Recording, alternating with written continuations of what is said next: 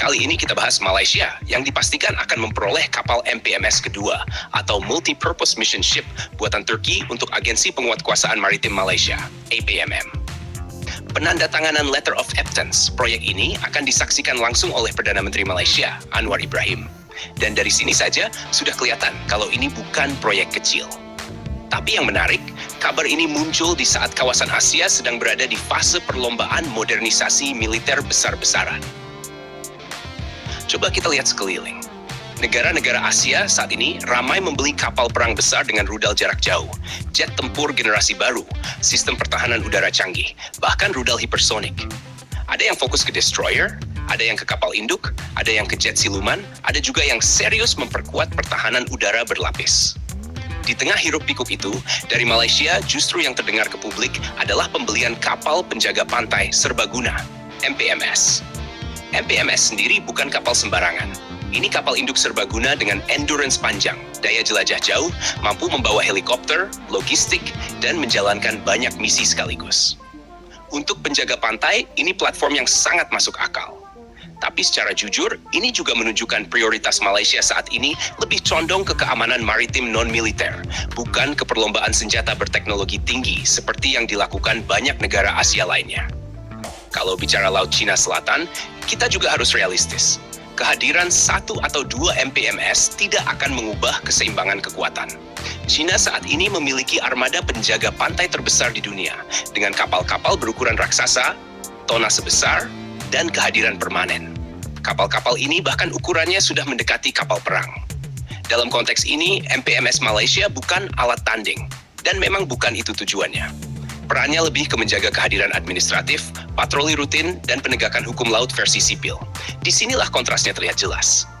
Saat negara lain menyiapkan skenario konflik berintensitas tinggi dengan rudal dan pesawat canggih, Malaysia justru terlihat mengambil pendekatan low profile, tapi konsisten. Fokusnya bukan adu kekuatan militer, tapi memastikan negara tetap hadir di lautnya sendiri, terutama di wilayah-wilayah rawan pelanggaran, penyelundupan, dan aktivitas ilegal.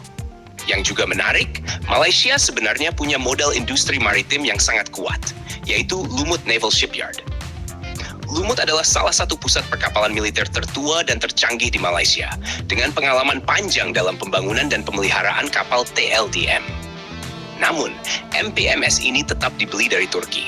Ini menunjukkan pendekatan yang pragmatis. Kebutuhan operasional cepat dipenuhi lewat desain jadi yang sudah terbukti. Sementara industri dalam negeri tetap difokuskan ke perawatan, peningkatan, dan proyek strategis lain. Keputusan ini bisa dibaca dua arah. Di satu sisi, Malaysia terlihat tidak ikut arus belanja senjata besar-besaran seperti negara Asia lainnya. Di sisi lain, ini bisa jadi sinyal bahwa Malaysia menahan diri, baik karena faktor anggaran, kebijakan luar negeri, atau penilaian ancaman yang berbeda. Yang jelas, pendekatan ini sangat kontras dengan tren kawasan saat ini. Jadi, ketika negara Asia lain sibuk memamerkan kapal perang baru, jet tempur canggih, dan sistem pertahanan udara modern, Malaysia justru memperkuat penjaga pantainya dengan MPMS. Ini bukan berarti Malaysia lemah, tapi menunjukkan pilihan strategi yang berbeda. Lebih fokus ke kontrol wilayah, kehadiran berkelanjutan, dan stabilitas operasional, bukan ke perlombaan teknologi militer tingkat tinggi. Kesimpulannya, MPMS kedua buatan Turki ini adalah simbol dari pendekatan Malaysia yang pragmatis dan defensif. Bukan alat penyeimbang Cina, bukan jawaban atas perlombaan senjata Asia, tapi alat untuk memastikan Malaysia tetap hadir dan berfungsi di lautnya sendiri. Apakah strategi ini cukup di tengah dinamika kawasan yang makin panas? Itu yang menarik untuk terus kita pantau. Kalau menurut kamu, langkah Malaysia ini realistis atau justru terlalu berhati-hati di saat kawasan makin agresif? Dan seperti biasa, jangan lupa subscribe, like, dan komen di bawah sambil ngopi. Iya.